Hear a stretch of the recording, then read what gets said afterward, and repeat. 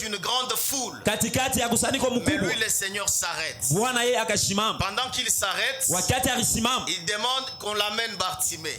analomba mumlete Bartimayo. De grandes choses et appeler les grandes choses et les choses arrivent. Lorsque tu as la foi, tu peux appeler à l'existence même les choses qui n'existent pas. Scène comme synthétiseur qui signifie ensemble et chronos qui signifie les temps. Il s'élève parce qu'il voit qu'à côté de moi il n'y a aucun appui. C'est comme quelqu'un qu'on a tiré comme ça. Vous. Tu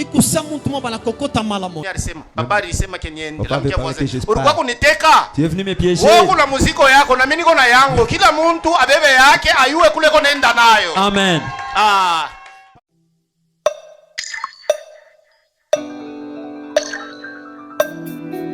Jusqu'à 16. Mais vous allez voir que dans ces psaumes, ces psaumes est subdivisé en deux parties.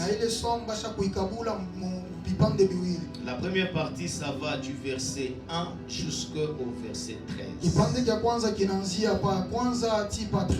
Et là, c'est le psaume de la protection divine. Comment Dieu protège son peuple. Comment Dieu protège ses serviteurs. La Bible dit que l'ange de l'Éternel campe tout autour de ceux qui craignent Dieu pour les arracher du danger.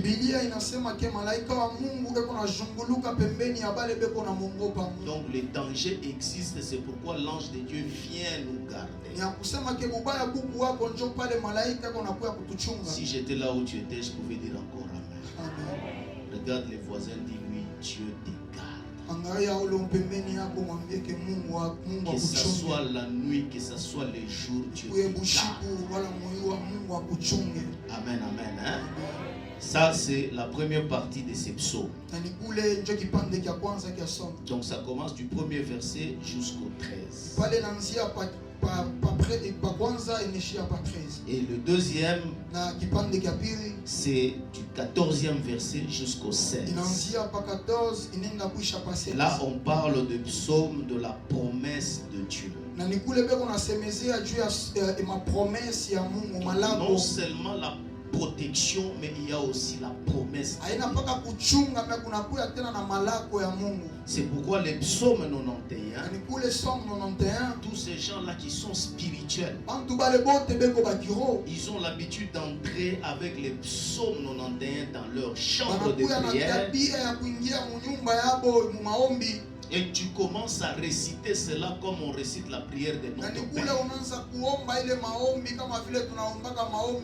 Donc ces psaumes rassemblent la protection divine contre toute autre puissance des que ce soit des sorciers, les magiciens, les occultistes, ou bien même les hommes physiques. Quand tu te mets à faire la prière selon Psaume 91, je te dis, Dieu s'élève pour protéger son entité. Et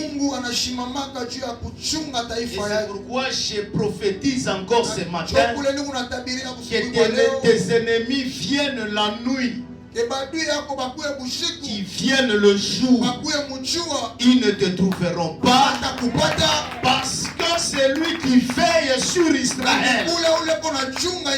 Il ne sommeille ni ne dort. Pendant que toi tu dors, lui il ne dort pas. Pendant que toi tu sommeilles, lui il est vivant. Et quand lui s'élève, la Bible dit tout genou fléchit dans les cieux, sur la terre, sous la terre. Et non seulement il fléchissent simplement, mais il confesse que Jésus, il est le Seigneur et il est notre Dieu. Si j'étais là où tu étais, je pouvais dire encore Amen. Moi, quand je vois ces psaumes, même si j'ai des gens qui complotent contre moi, que je le sache, que je ne le sache pas. Et d'ailleurs, parfois, je n'ai même pas besoin que quelqu'un m'en explique. Les gens qui viennent pour te dire, tu sais qu'on est en train de comploter contre toi. Parfois, ça va te donner la peur. Or, celui qui veille sur Israël, lui, il veille sur toi. Que tu le saches, que tu ne le saches pas. Si j'étais là où tu étais, je pouvais dire encore Amen. Est-ce que tu peux acclamer très fort? Alors, ce psaume, dans sa première partie de protection, il y a 3 points importants. Vous allez voir que du premier verset jusqu'au verset 2, là on parle de la confiance. Donc on peut écrire un point A, confiance. C'est le verset 1 jusqu'à 2. Et quand tu parles deuxième texte, ou le deuxième point après la confiance, c'est le danger. Et le danger, c'est le verset 3 jusqu'au verset 6. Atalia. Le danger, c'est du verset 3 jusqu'au verset 6. Et le troisième point, c'est du verset 7 au verset 13. Là, on nous parle des exemples de la protection divine. Est-ce que quelqu'un peut dire encore Amen? J'ai fini, j'ai donné les squelettes. Et aujourd'hui, pour te prendre moins de temps, je vais te parler seulement du premier point qu'on appelle la confiance. Là, c'est le verset 1 jusqu'à 2. Si on termine, on prie. Nous bénissons. Et vous allez à la maison. Que Dieu vous bénisse. On peut nous lire Psaume chapitre 91, verset 1 à 2. On peut se tenir debout pour honorer la parole.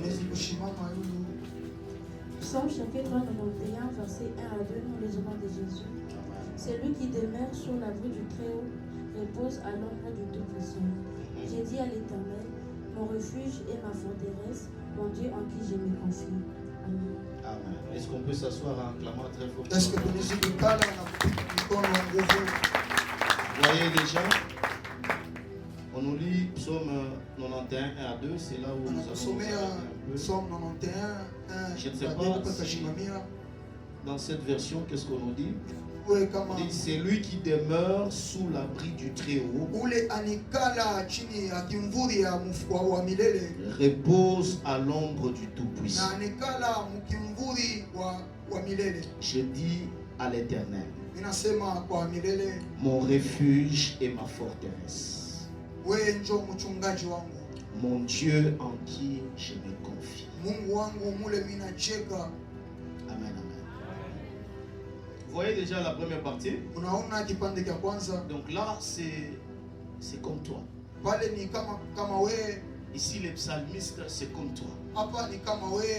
Tu ne peux pas vivre sans se rendre compte dans ta vie que tu as des ennemis partout. Quand tu te dis que je n'ai pas d'ennemis, tu te trompes. David dit quelque part qu'ils m'ont haï sans cause. Donc il y a certaines personnes qui deviennent ennemies sans cause. Tu te poses la question, qu'est-ce que je lui ai fait pour qu'il soit mon ennemi jusqu'à ce point? Mais tu vérifies dans tout, tu te rends compte que c'est sans cause. Si j'étais là où tu étais, je pouvais dire encore Amen. Et la plupart des cas aussi, ceux qui sont les ennemis, les plus farouches, ce sont les ennemis de ta propre maison. Ce sont des gens avec qui tu partages tout. Et c'est pourquoi le psalmiste, pendant qu'il est en train de dire ici, il commence par dire d'abord, celui qui demeure sous l'abri du Très-Haut. Quand on dit demeurer, c'est-à-dire vivre. Donc c'est lui qui part faire du Très-Haut sa maison. Si tu vis du Très-Haut comme ta maison, tu reposes sous l'ombre du Tout-Puissant. J'aimerais dire à quelqu'un ce matin, tous les noms que vous voyez qu'on a donné à Dieu dans la Bible ici, ce sont des noms que les hommes ont donnés à Dieu. Et tout celui qui a donné un nom à Dieu, il a donné par rapport à une situation. Voilà pourquoi même dans nos langues ici, j'ai entendu quelqu'un qui dit, moi mon Dieu, je l'appelle Pandanchila. C'est quelqu'un qui était arrivé au bout, qui ne voyait pas d'issue. Mais Dieu vient, il fraye le chemin. Et cet homme-là lui donne le nom. Mais ici, le psalmiste, il dit c'est lui qui demeure dans l'abri du Très-Haut. En lisant la Bible, je me suis rendu compte que c'est en Genèse chapitre 14 qu'on a mentionné le nom de Dieu comme le Dieu Très-Haut. Celui qui a expérimenté le Dieu Très-Haut, c'était Abraham. Or, le Dieu Très-Haut signifie chez les Hébreux El-Elyon, le maître du ciel. Amen. Amen. Est-ce qu'on peut acclamer très fort? Papa, tu peux prendre le repos? Repose-toi comme ça, moi je pense ces gens-là entendent le français et le swahili. Ça, c'est la première expérience. Et l'homme qui en a fait, c'est Abraham. Et Abraham a rencontré El-Elyon, c'est Genèse 14. Quand il venait de la guerre de Kedar à Omer, les rois se sont rassemblés contre Abraham. Abraham n'avait jamais été roi. Abraham était un simple homme, mais qui pouvait défier des rois. Je déclare encore à quelqu'un ici, Dieu peut t'élever, Dieu peut te rendre fort, sans que tu ne sois chef nulle part. Si j'étais là où tu étais, je pouvais dire encore Amen. Laisse-moi te dire que les gens qui dominent, ils ne sont pas seulement politiciens. Mais Dieu, tu peux marcher avec lui dans des petites choses. Il t'élève et il te fait grand. Abraham était là en se battant avec le roi. Les rois se sont liés contre Abraham. Mais la Bible dit qu'Abraham a eu la victoire. Et quand il a eu la victoire, la première des choses à faire, il a pris sa dîme. Et c'est pourquoi la dîme, c'est une offrande que les géants, que les grands donnent. C'est lui qui donne sa dîme, c'est-à-dire il est déjà devenu géant et grand dans le monde des esprits. Amen. Est-ce qu'on peut acclamer très fort? Quand il a fini la guerre, après la victoire, il a pris la dîme de tout. Il est parti donner ça à qui? À Melchisedec. Et quand on dit Melchisedec, on dit c'est un prêtre qui était à l'image de Jésus. On ne connaissait pas, on ne connaissait ni son père, ni sa mère, ni ses frères, ni son quartier, mais il était seulement un roi dans une ville, dans un royaume qu'on appelait Salem. Et c'est Salem qui va aller plus loin pour devenir Jérusalem. Ah, si j'étais là où tu étais, je pouvais dire Amen. Mais comment Abraham était allé voir Melchisedec? Parce qu'Abraham était un homme de haute spiritualité. Haute spiritualité. Il arrive, il trouve Melchisedec, il lui donne sa dîme. C'est là que Melchisedec, en les bénissant, il vient avec le vin, il vient avec le pain. Pourquoi le vin et le pain? Parce que c'est la communion spirituelle. Je dis, si tu veux aller très loin, tu veux aller plus loin encore, fais la communion avec Dieu. Quelles que soient les difficultés, quelles que soient les tempêtes, quand c'est dur, entre en prière. Quand c'est bien, entre en prière. Quand il n'y a rien, entre en prière. Quand tu as des combats, entre en prière. L'intimité avec Dieu te fera ressembler à Dieu. Si j'étais là où tu étais, je pouvais dire encore Amen. Est-ce que tu peux acclamer que ça soit un sacrifice? J'aimerais encore entendre tes acclamations pour le roi de rois. Que Dieu vous bénisse. Et quand Abraham est venu voir Melchisedec, il a vu ses prêtres venir avec le pain et le vin. Et pourtant, Abraham savait que le sang, il fallait seulement tuer un animal. Mais ce jour-là, il voit quelqu'un de haute spiritualité qui ne vient pas avec le sang, mais qui vient avec le vin. Plusieurs années après, c'est Melchisedec qui s'appelle Jésus était sur la terre. On l'a vu encore avec le pain et avec le vin. On lui pose la question, mais toi tu n'as pas besoin de sang? Il dit, le vin que je vous donne ici, c'est plus que le sang. Parce que dans le monde de la spiritualité, les gens peuvent voir de l'eau, or c'est le vin. Les gens peuvent voir la pauvreté, or c'est la croissance. Si tu es en train de vivre des difficultés, dis-toi, c'est une porte pour sortir de la grandeur. Quand Dieu agit, lui il part par la faiblesse. Il donne les difficultés, tu te dis en toi-même, est-ce que tu es avec moi? Alors il te dit, c'est alors que je suis avec toi puissamment.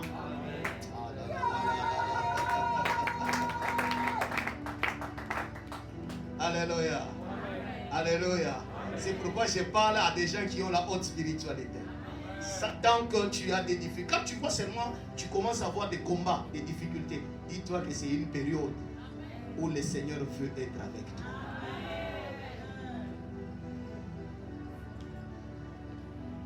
Des gens de haute spiritualité, eux savent que ce qui se passe dans les surnaturels, c'est une porte. Actuellement, mais il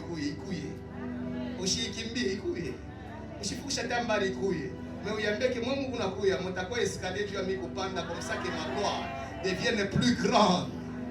Aïe, aïe, si j'étais là où tu étais, je pouvais dire encore Amen.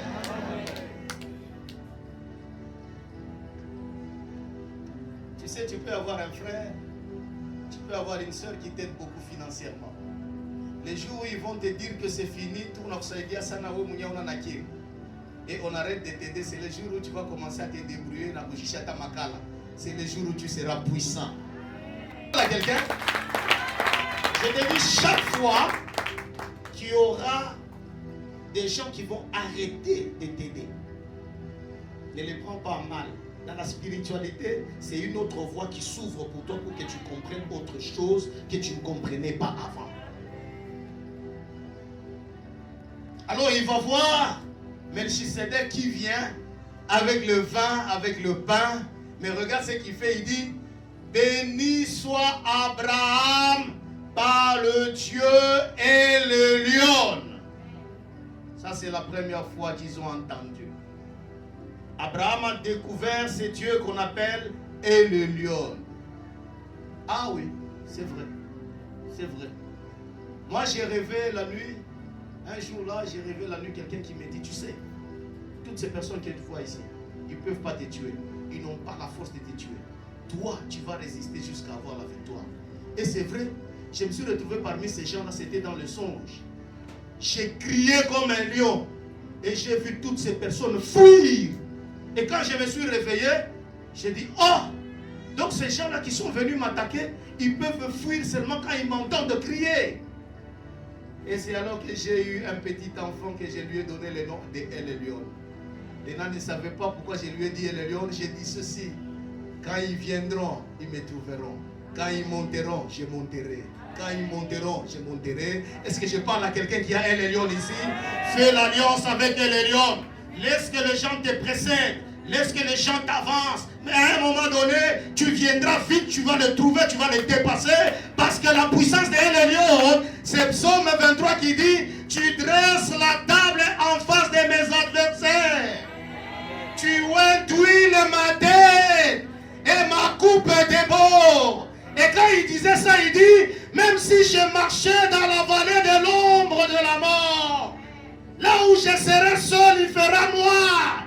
Je n'ai peur de rien, car le lion est avec moi. La Bible dit, désormais, on ne va pas t'appeler Jacob, on t'appellera Israël.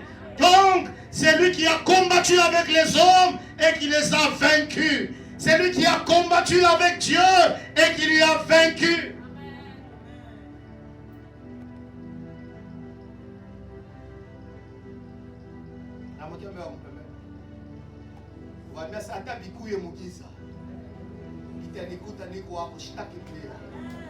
Acclame d'abord très fort.